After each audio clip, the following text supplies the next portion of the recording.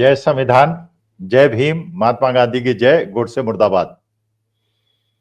देखिए, मैंने अपने जीवन काल में अध्यापन में जो सबसे प्रिय सब्जेक्ट मेरा था वो था निवेश करना, और यही मैंने अपने छात्रों को पढ़ाया है।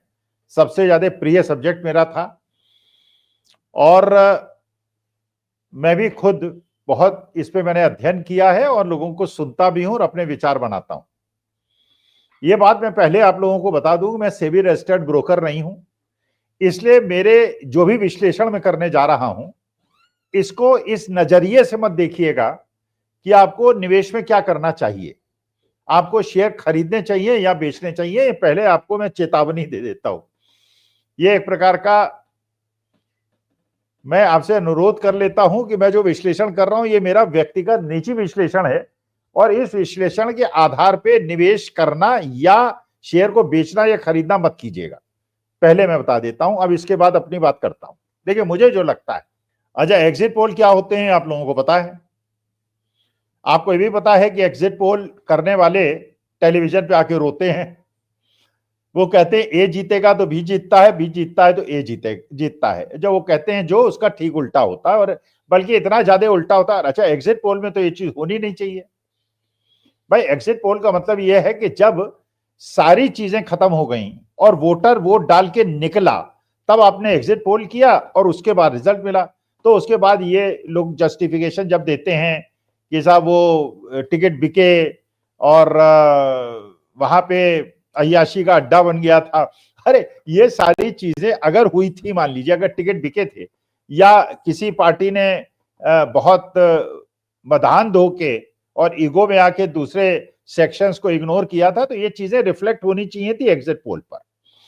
क्योंकि आप प्री पोल सर्वे पे तो गलतियां हो जाए, ये बात तो समझ में आती है, लेकिन एग्जिट पोल में गलती हो जाए, क्योंकि मैंने मैनेजमेंट पढ़ाया है, पढ़ा हूं, स्टैटिस्टिक्स का थोड़ा बहुत ज्ञान मुझे है, तो एग्जिट पोल में किसी प्रकार की गलती हो जाए, इसका मतलब यह है कि आप मूर्खता करते हैं, आप लोगों को धोखा देते हैं, और एक बहुत बड़ा लाखों करोड़ों रुपए का खेल अगले 4 दिन में होने वाला है। ये लबोलबाब इस बात का ही है। देखिए, पार्लियामेंट इलेक्शन में आपने देखा क्या हुआ, और इसके पहले के इलेक्शंस में क्या हुआ। देखिए, यह बात बिल्कुल पक्की है, आज की तारीख में महाराष्ट्र और झारखंड का चुनाव बड़ा महत्वपूर्ण है।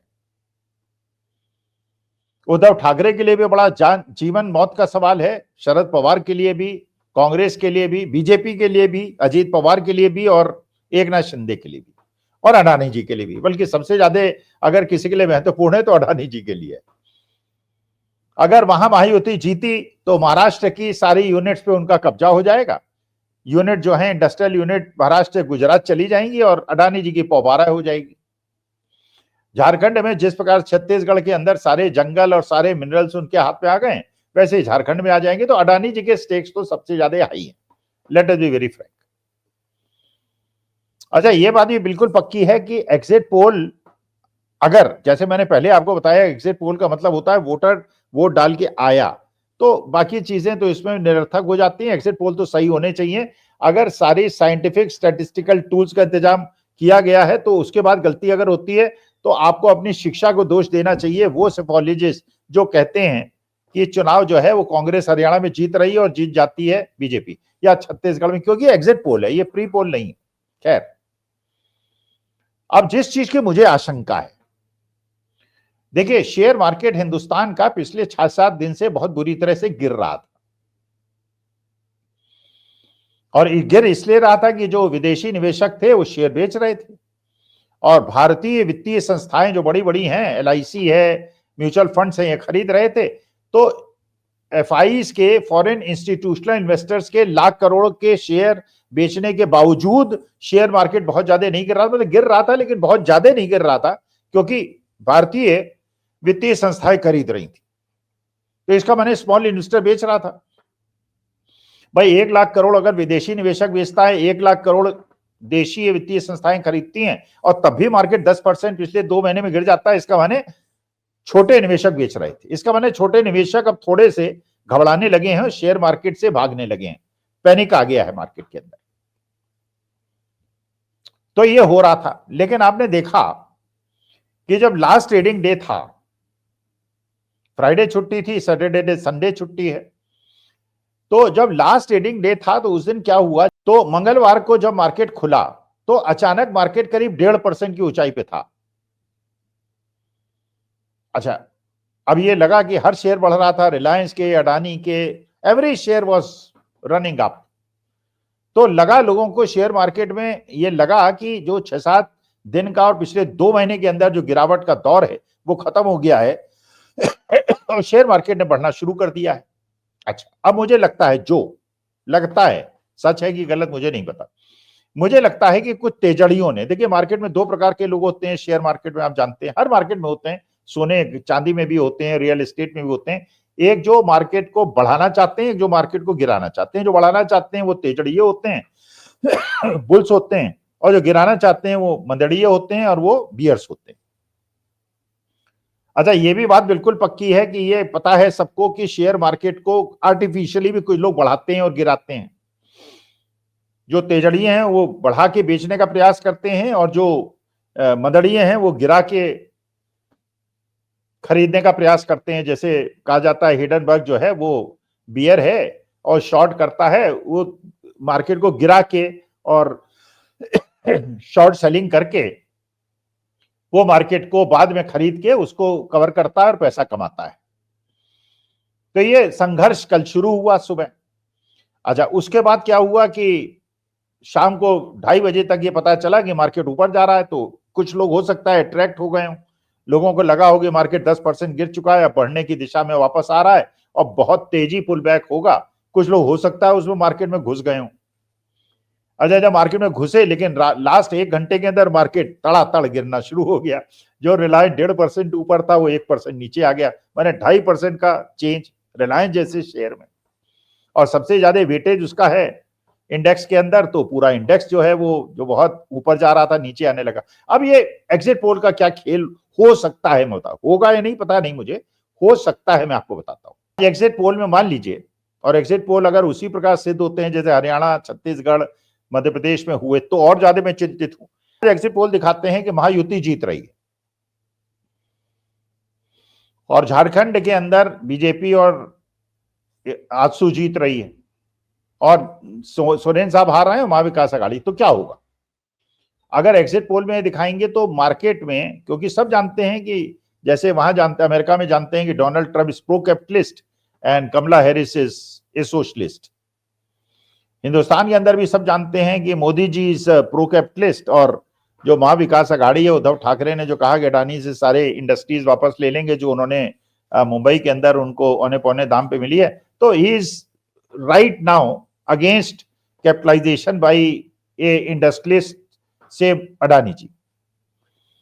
तो मार्केट का बढ़ना इस बार का द्योतक है कि महायुति जीत रही है, और मार्केट का गिरना इस बात का द्योतक है कि महाविकास आघाड़ी जीत रही है। तो एग्जिट पोल अगर इस प्रकार का यूफोरिया मार्केट के अंदर क्रिएट करता है कि एग्जिट पोल दिखाता है महायुति जीत रही है और झारखंड में हेमंत सोरेन हार रहे हैं, तो क्या होगा? जैसे पार्लियामेंट इलेक्शन में हुआ था, जब बताया गया कि एग्जिट पोल में कि 400 पार आ रहे हैं, तो मार्केट बढ़ गया 6-7%। अच्छा, खैर उस समय तो मेरे ख्याल से चुनाव आयोग ने जो किया, लेकिन उसके बावजूद भारतीय जनता पार्टी को क्लियर मेजॉरिटी नहीं मिली और साखी पे वो आ गई। अच्छा, एग्जिट पोल ये दिखाएंगे तो मार्केट बढ़ेगा। अच्छा, उसमें जो बड़े बड़े पूंजीपति हैं, बड़े बड़े खिलाड़ी हैं, वो क्या करेंगे? मार्केट को बढ़ा के वो अपना माल बेच के निकल जाएंगे। अच्छा, स्मॉल इन्वेस्टर फंस जाएगा, वो देखेगा मार्केट बढ़ रहा है तो वो खरीदना शुरू करेगा जब मार्केट पीक के आसपास आना शुरू होगा।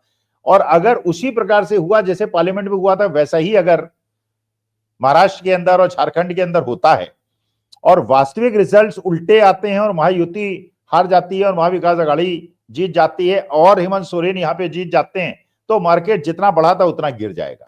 तो बड़े बड़े जो खिलाड़ी हैं वो तो अपना माल बेच के निकल जाएंगे, और जो छोटे बेचारे निवेशक हैं जिन्होंने बढ़ते हुए मार्केट से और एग्जिट पोल के उसमें आके, गलत फहमी में आके शेयर पीक के आसपास खरीद लिए थे, वो शेयर मार्केट में डूब जाएंगे।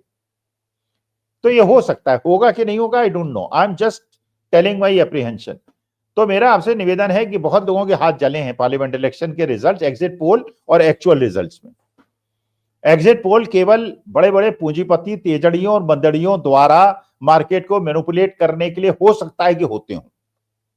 इसलिए छोटे निवेशकों से मेरा हाथ जोड़ के निवेदन है कि वो इस समय कोई इन्वेस्टमेंट ज्यादा न करें, न बहुत तेजी से बेचें, न बहुत तेजी से खरीदें।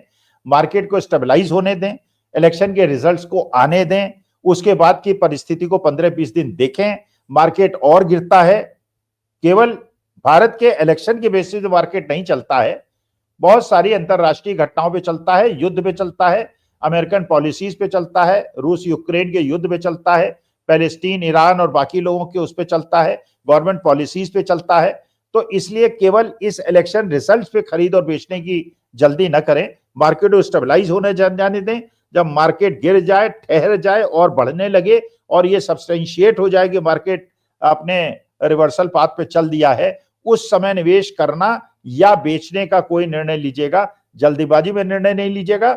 मैं केवल आपसे निवेदन करना चाहता हूं, मेरे ये जो बातें मैं कह रहा हूं इसको विद ए डिस्क्लेमर इसको अपने साथ लीजिएगा, अपने रिसर्च के बेसिस पे निवेश कीजिएगा या बेचने की जल्दी कीजिएगा। लेकिन मैं एक शिक्षक के रूप में और इस सब्जेक्ट का टीचर होने की वजह से मैं ये फील करता हूं, मेरी एनालिसिस से फील करती है, इस समय तेजड़ियों और मंदड़ियों, बुल्स और बियर ट्रैप्स में कृपा करके मत फंसिएगा। अपनी रिसर्च और अपने फाइनेंशियल एडवाइजर के एडवाइस के ऊपर अपना निर्णय लीजिएगा। नमस्कार, धन्यवाद और